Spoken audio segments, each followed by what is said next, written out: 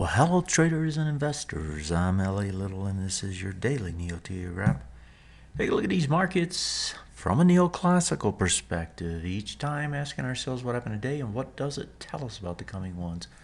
I do a show 4 times a week, every Monday through Thursday. It's broadcast at 10 o'clock Eastern Time, archived on YouTube, and it's on the channel L.A. Little. And if you want to subscribe to the show, you can just reach up in the right-hand corner and hit the subscribe button. As far as what happened today, green across the boards.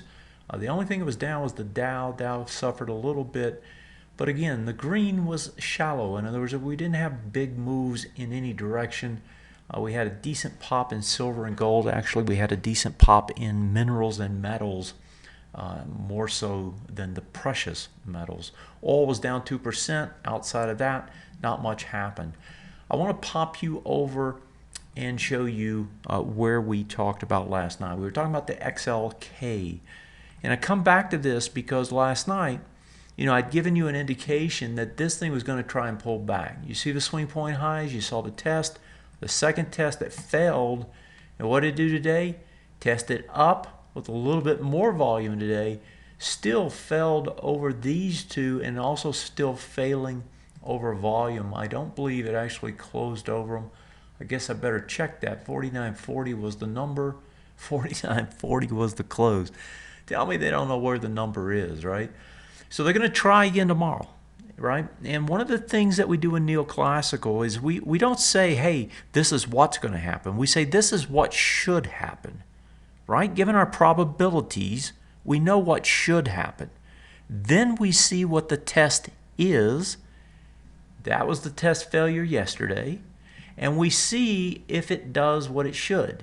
In other words, it should try to pull back. Well, it tried, but it was unable to. So you got to give it another day and see what the test does tomorrow. It's the same test. It's just going to happen one more time.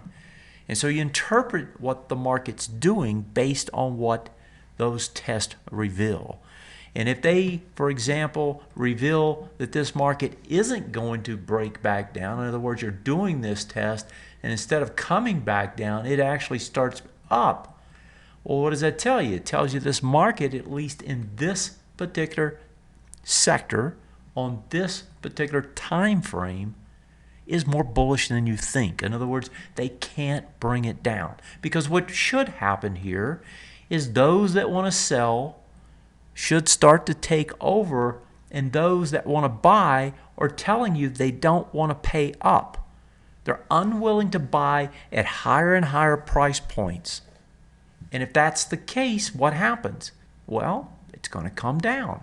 It's supply and demand. That's what we're talking about. Supply and demand as you see it on the charts. That's what it's all about. And that's what we're trying to do with the neoclassical theory. Let the market tell you what it really wants to do. Don't try to guess. Don't try to make, wild suggestions about this or that, or just throw something out there. Let the market tell you what it wants to do. Most of the time, it will tell you the truth.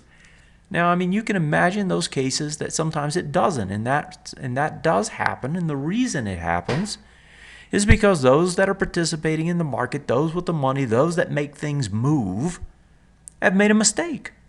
They're not immune to mistakes either. It's just that the majority of those players, those large players, the majority of the time, they are right. And that's why we watch them. That's why we watch the elephants move across our charts.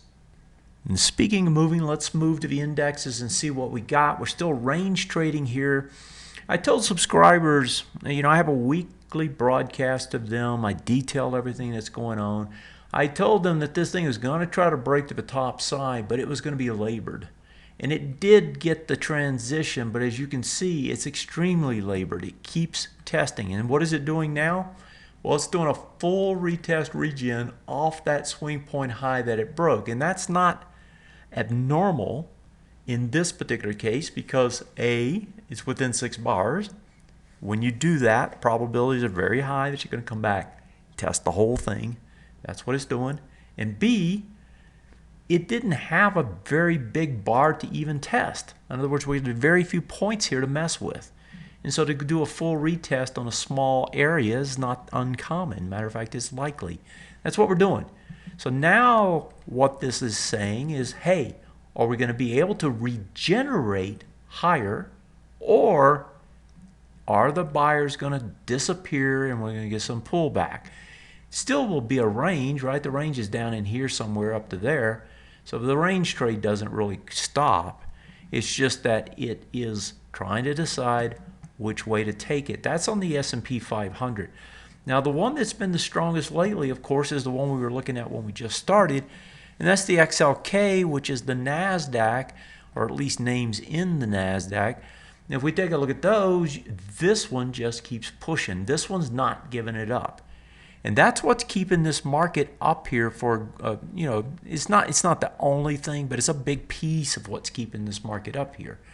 Market doesn't want to give it up because those big cap technology stocks are hanging in there. Volume is decent on them, and they keep pushing higher. If we move over to the index, you see that in the index, that's large cap technology, biotech, and chip stocks. And those are the ones that keep driving this thing, or at least attempting to drive this thing higher.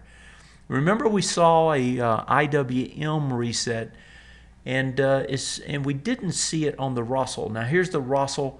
That low on the Russell was 135,407. We got down to 135,7. Just missed it again. Got down close but couldn't get under it. Flips around today, gets a little volume, still in the range. Doesn't want to give it up. Now these things want to reset. And as I showed you last night when we were talking about it, that reset reasoning is because the MTTFs continue to get more and more stretched. We're at 70.9. Doesn't have to happen right now. Somewhere between 70, 80 usually is where you see that reset. And if you missed the show last night where I talked about that, I'd advise you go and look at last night's show and see what it was I was talking about so that you understand what MTTF is. That push down, still can't get to this to do the retest regen. That push down is still in the range, doesn't want to give it up, pushing back to the top side. Get a little volume coming in today, so that's good. May get a little follow through the upside. I thought we would get a little follow through the downside tonight. I thought we might get some MTTFs, or today I thought we might get some MTTF resets, but this market just doesn't want to do that yet. And so you just keep waiting and you hold in there with whatever it is you're trying to do. In our case, we continue to stay long because that's the place to be right now. And I've said that to you several times as well. If I pull over and look at, I haven't looked at world markets in a while. Let me go see what some of those look like and see if there's anything there. We'll go to Europe first. Now, Europe has had a good run. They had a really good run last quarter. Made a nice big push. Let's see what they're doing. They're hanging up here at the highs. Now, that's the German index. Let's see what the CAC looks like, the French index. Also doing the same thing. And we'll take a look at Switzerland while we're there. And boy, we're losing our volumes here. We'll have to fix that. But a nice big push here in the Swiss stocks, making a nice push. If we go over to Asia, quick look at Japan. And I don't see much there. They're just hanging up at the highs. A lot of that's related to the fact that we either do or we don't have exchange rates that are benefiting or punishing. The one I wanted to really look at was India, because India, they did their thing with the currency, and they're back over this little swing point high. That's on the Nifty 50. Let me see what it looks like on the Sensex itself. And on the Sensex, same thing. So this is probably going to make a little bit more of a run. I would think it's going to get back into that area. They had they took all the big bills off the market, made folks cash those in, trying to knock out some of the underground trade and money laundering and so forth. It's curious to see how this market behaves so far. Put in a double bottom sort of here, and now pushing back up and over swing point high. In the old classical stuff, they say a W is for win. They got all these patterns they look at. the win takes place when you get over a swing point high is really where the win takes place. And you can see it's working that area. So far the volume's coming in on the upside. That all looks good. Makes me think you had two big breakdown bars. You had this one and that one. This area happens to coincide many times. Happens to be what happens. And so it's, that's the area that you've got to get over. That's where a lot of resistance is. But when you get over it, right, the next big spot is right up here. You can see that little zone right there. That's where it's going to try to target. And that's a decent move, 27.31 and so forth on the way up. I've talked about those key things. Let's do one more thing. Let's pop through the major sectors. I haven't looked at these in detail with you for a while, so I'll just pop them up and run through them, see what they're looking like. I know the IBB's been having a good run, and it continues today. Trying to make it to this, the big bar here, actually the bar of significance is this one. It's trying to make it to the high. Once you get into it, remember down here, it was huge resistance all the way. When you broke over it, you get your run. When I talk to the mentors, the folks that I've trained in Neoclassical here at TA Today, when I talked to them some while back, I said, hey, when it breaks over this, that's when you want to grab it for a trade because it's going to run. And that's exactly what it's doing. It's going to run right to the top of this bar. That's where it's heading. ITB is the next one on the list. Let's see what she looks like. Really nothing happening there. That's just a big range at the tops. IYR. Now this one actually surprised me. Despite the interest rates, this got a nice bump. If you look at it on the weekly, quite a bit of sell-off. Now the bump up. I don't think this is out of the woods. This just looks like a dead cat bounce type situation to me. Probably still bearish. IYT, it sold off quite a bit. It's trying to consolidate here. Remember when I talk about the MTTFs being stretched? 89.2 on this one, very stretched, wants to reset. The only way it can reset is break a swing point low. That's down here. If you go one more bar, you'll have a swing point low on this bar, and that will give you a higher reset. If that happens, you might want to look at the sector, right? That's what the Neoclassical would tell you. If you go to the SOX next, a little bounce. Again, I think this one has done most of what it wants to do for now, and it's just bouncing around. And XLB. XLB actually had a failure yesterday. That was on this bar. And I suspected it was going to fail. And we actually switched our money on this move up yesterday into a different sector. And so we were looking, we made a nice run on this. I don't remember exactly where we bought it. We had a nice big run. We sold somewhere up here. Maybe it was up in there. I don't know exactly. I'd have to look back at the numbers. Got a big retrace, and then we sold out again. And, we repositioned that money elsewhere. I think there's some better spots. Why did we do that? Well, this one's extended too. 73 is probably going to reset. Where's its reset? A lot lower than right here. That was why we took profits where we did. Neoclassical is about timing and about trend. You want to know where things are going, and you want to try to position where you have the best probabilities. And this one just didn't happen to be it in the context of the overall portfolio, so we swap it out for something else. XLE had a tough day today, down, breaks its swing point lows. That one's reset now to bearish on a short-term time frame. But again, folks, don't get too tied in with your short-term time frame. One of the things we do in Neoclassical is we have all three time frames up. We limit the chart to 60 bars so we don't get too much data.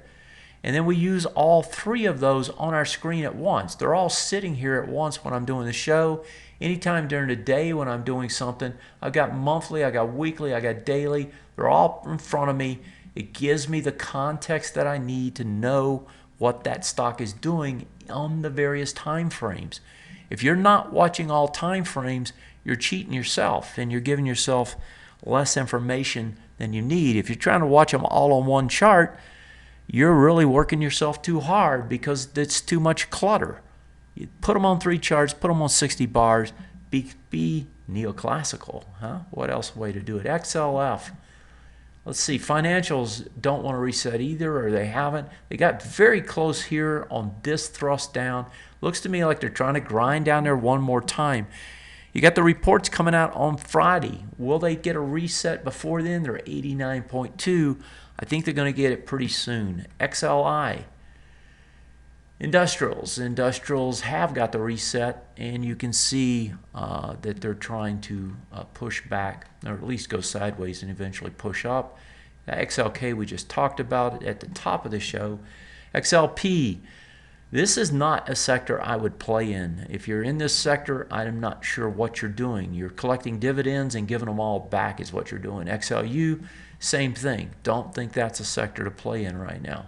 XLV, again, folks, it's all about trend. Those two sectors are not good on the trend. XLV, they've had a nice push up with the IBB.